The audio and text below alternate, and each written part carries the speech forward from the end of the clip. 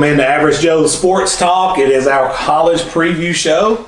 And as always, my newfound family and friends from Louisiana, we are going to go ahead and drop our Alabama LSU breakdown video. There's no mystery. I'm going to go ahead and call it right now. There's going to be no mystery. Tua will play in this game. I don't think anybody doubts that.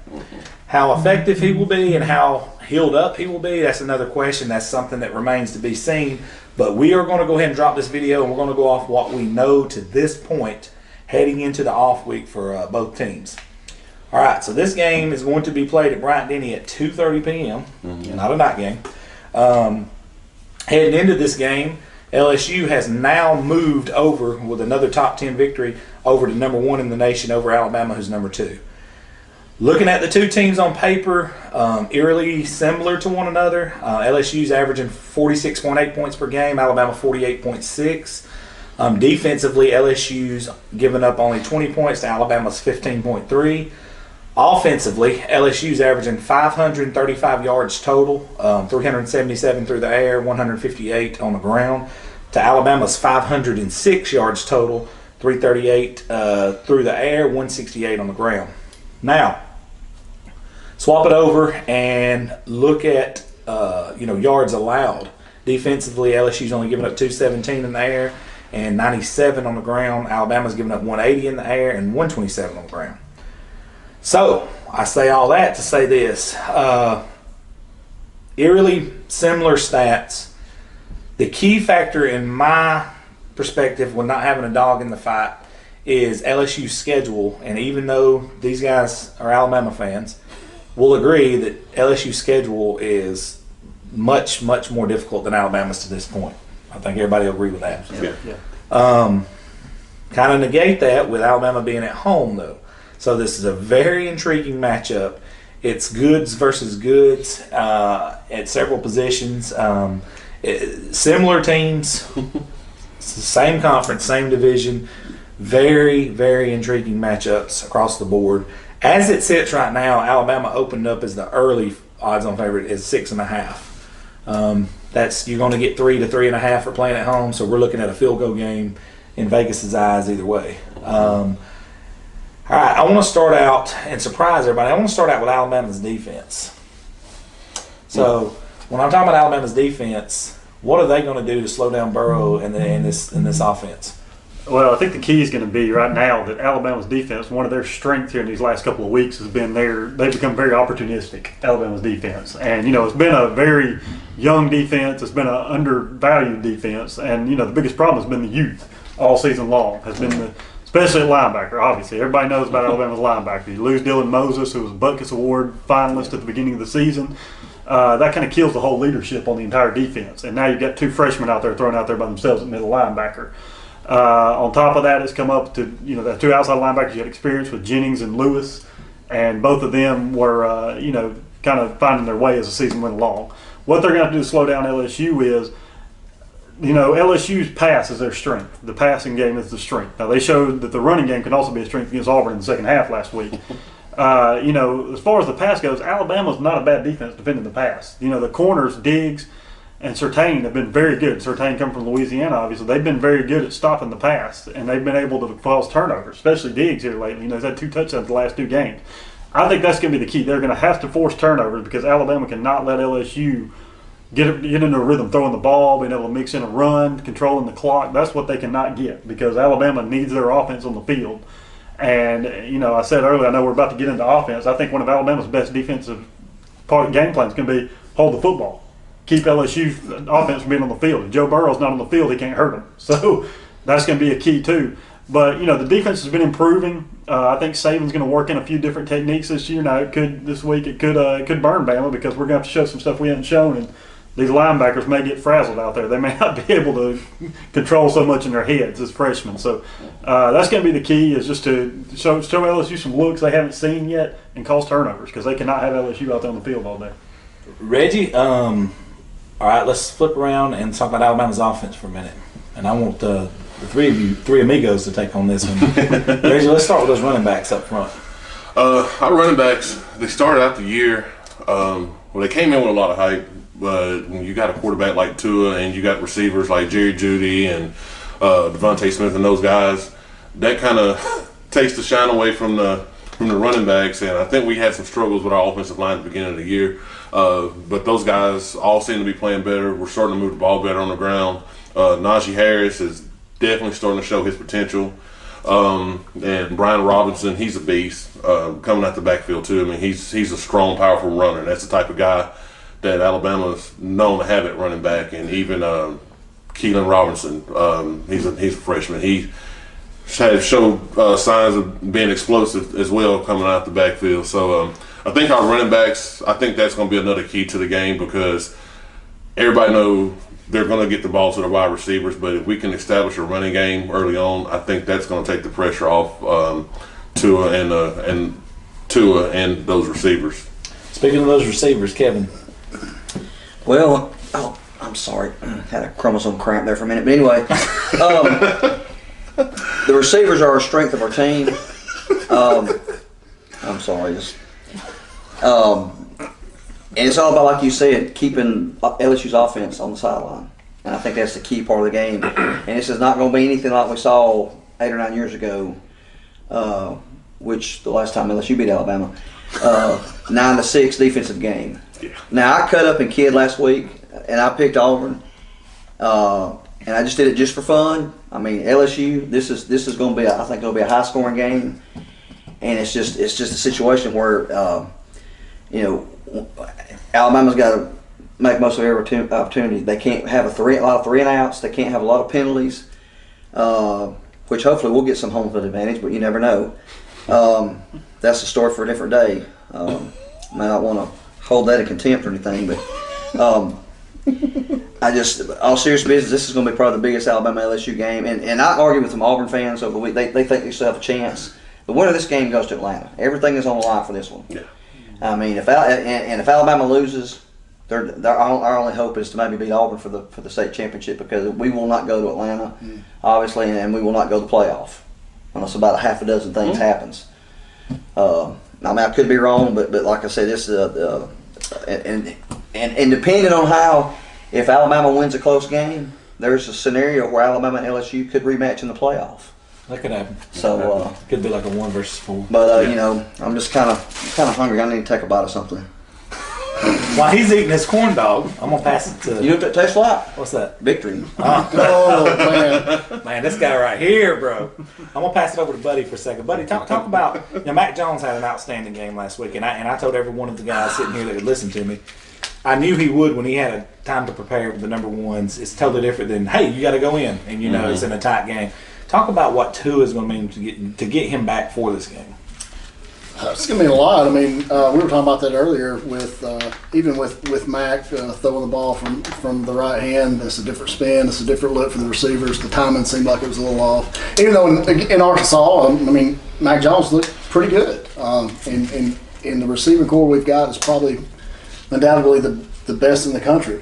I mean, with the athletes they've got. But it's going to mean a lot to get Tua back. Is it going to be 100%? That's still in question. We really don't know. So until that day gets here, guys, there's going to be a lot in question.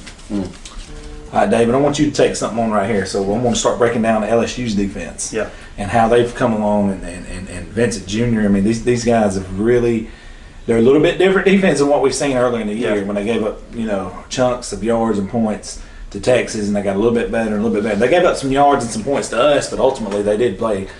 When down there in the end, when they had to stop us, they stopped us, and that all be in Florida. For those of you who hadn't seen me run as a clown outfit yet, but, talk about that defense and how it's gotten better as the season goes on. Because how are they going to negate, like these guys said, there's running backs and there's receivers and albeit a great offensive line from Alabama too. Yeah, Alabama's a tough thing to take on as a defense, but LSU's defense has improved all year long, and I would say it wholeheartedly. I think LSU defense is better than Alabama's. I think their defense is better. They've gotten a lot of people back healthy. The problem for both LSU and Alabama's defense, the change is the change in offense. When you change in offense, it just takes something away from the defense. It does every time. You can't help it. You will not find teams have a dominant defense that run a prolific offense like this. It just doesn't happen much. Especially in up-tempo. Yeah, up-tempo. Well, and the key is you're playing more plays. When you're playing, like Coach Saban said earlier this season, if you're playing 86 plays a game, you're not going to be able to have a solid defense, period. You can't hold up to that. So But LSU's gotten a lot of guys back healthy. They've been able to start getting a pass rush. Their corners and safeties are top notch across the SEC. When you've got Delpit back, you've got it's a junior man. Stingley. You've got these guys out there. I mean, they've got talent everywhere on defense, and what they're going to want to do on defense is they're going to want to confuse Tua. Phillips is the other linebacker that's outstanding. And they've got Divinity, Chase on. They've got Yeah. guys all over the place that are able to make plays. But if you go back and watch film last year, towards the end of the year, the teams that were able to confuse Tua were Georgia and Clemson at the end of the season. They were the first ones. Tua's injury hampered him throughout the season, but when it got into the playoffs and he was mostly healthy, those were the two teams that showed their coverages could affect Tua, and he looked confused at times. So that's what LSU is going to want to do, and they're one of the few teams that can actually do that with the talent they've got on the secondary. You're going to want to disguise coverages. You're going to want to roll the safety over the top and confuse Tua on that deep post he likes to throw. You want to get after him too. Yeah, especially without him being healthy. healthy. If he's at 80% right now and you're able to get in there and get pressure on him and he's having to move around, that's going to affect any quarterback. Yeah. So that's going to be they're going to want to get pressure on him and try to force him into mistakes by confusing him with the coverage. And a lot of times what they've shown is, a lot of times as a quarterback you're reading one side of the field. And when you're reading one side of the field and you see a coverage on that side and then you try to come backside and they've shown a different coverage on you on that side, a lot of times you don't know where that safety's at. You don't know where the linebackers drop to. So it's a confusing thing to look at when you're trying to figure out what the coverage is. And I think that's going to be what they're going to try to do. Now, like I said, I think Alabama's going to have to focus on the running game, as I think what they're going to do. And I think that could be effective if they try to go with that. I think they can try to run the ball, and maybe we can throw a loop in there and try to, let Najee and Brian Robinson do work right here and let Tua throw off of that. And, if you do that, that's going to be something that we have not shown on film all year, and I think that'll throw a confusion into LSU. And that's not to say they can't stop that as well, but I think that could be a surprise aspect. And I'm going to take we're going to flip around and talk about the offense for a minute. I'm going to jump in here for a minute and talk about Burrow and that offensive line. First of all, that offensive line, week by week, and Auburn can complain with holding calls and you can send a tape down or whatever. It's only going to help. It's only going to help Alabama if you do, because then the refs are going to be looking out for holding calls against LSU. So, best thing to do, let bygones be bygones.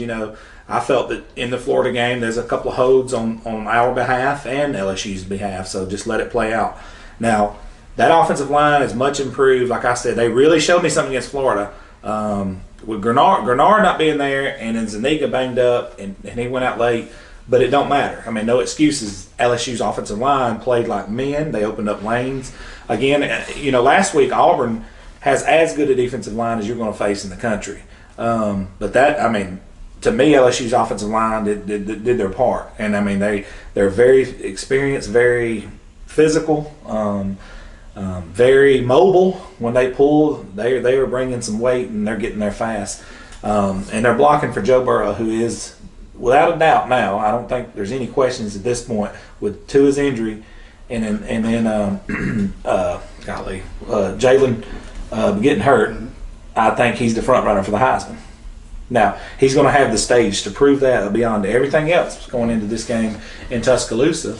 But, LSU wants them. LSU's talking trash. You got them. You're going to have to perform, on that stage. Which one of you guys wants to talk about that running game for LSU? It speaks for itself. Yeah, Edwards-Helaire. Hilaire's got 683 yards on 115 carries and 8 touchdowns. Yeah. And I think his breakout game was Florida. Yeah, they look good against Auburn. Yeah. He looked very well good against Auburn and Florida. He can be an explosive running back, and I wasn't expecting LSU to have that stronger running game this year, but with him in that backfield, I was like, this guy's good and he is fast. He's definitely. Does he not remind you, size-wise and look-wise, of Ingram? That's exactly who he reminds me of.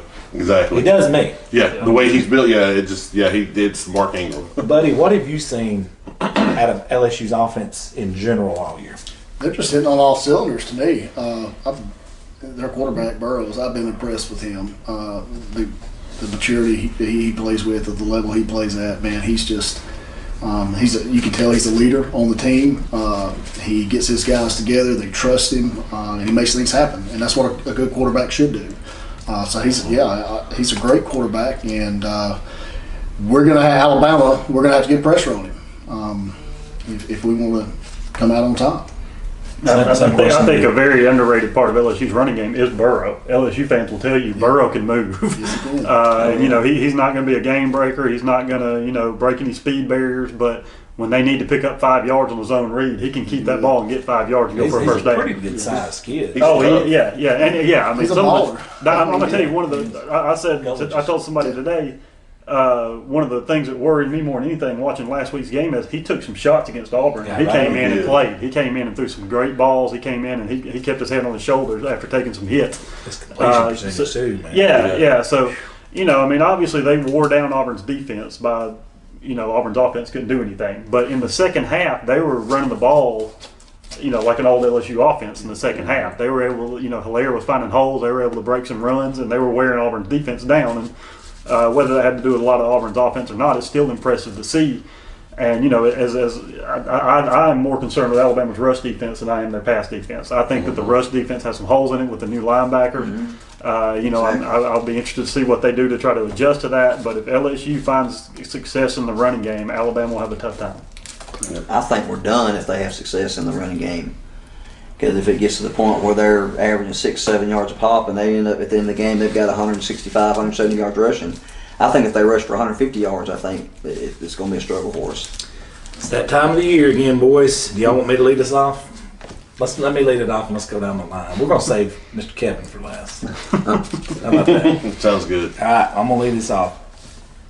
When I go to break down this game, the stats are virtually even. But Alabama's got a slight edge in stats overall, but they've played way less of opponents than LSU. Not even close. To me, and I hate to say this, and it's an Achilles heel, and Alabama fans are not going to want to hear this at all, the X factor is special teams. LSU on both kickers is much, much better. Much better, much more seasoned. That, to me, is going to be the X factor in this game. I think LSU rolls into Bryant-Denny Stadium, and they come out with a 38-31 victory. LSU Tigers. And you're next. All right. It's going to be a close game. It's going to be somewhat of a high-scoring game, I think. I think both offenses are going to come out explosive. But I am an Alabama fan, so I'm going to go with 35-31 Alabama. All right. I was looking at different stats trying to figure out what I thought the difference in this game was going to be, and you know, I looked at penalties. Penalties are almost even. I mean, they're within 40 yards of each other in penalty yards this year.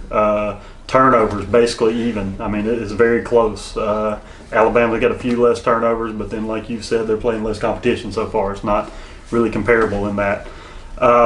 Special teams are going to be one of my keys. I think Alabama's special teams have let them down all season from anything. You know, if Alabama's been Superman for the last decade, Kryptonite's been special teams. Anything having to do with kick the ball. If we have to kick the ball, it breaks into hives. So, you know, I mean, I think we found the keys that we have. We've got a punter that's shown that he can punt. Now, he didn't look real good last week against Arkansas, but with a week off, I'm going to say he's going to get that fixed. And then, you know, I think Alabama's. I think the difference is going to be. I think Alabama's offense is better than LSU's. I think that's what it's going to come down to. I think Alabama's offense is better. You know, I don't want to get into a scoring fest, but if we did, I feel comfortable Alabama could score more than LSU. So I'm going to say that's going to come down to, like I said before, with Alabama's defense being opportunistic. I think turnovers are going to be the difference. I think Alabama's going to get turnovers in the second half that's going to cause a difference. I think we're going to try to take up time to keep the game from getting out of hand and getting a scoring fest. And I'm going to say Alabama's going to win 30-27. All right. We're going to skip right over Kev. No, I'm not. We're going to go with Kev. Let's hear it right now.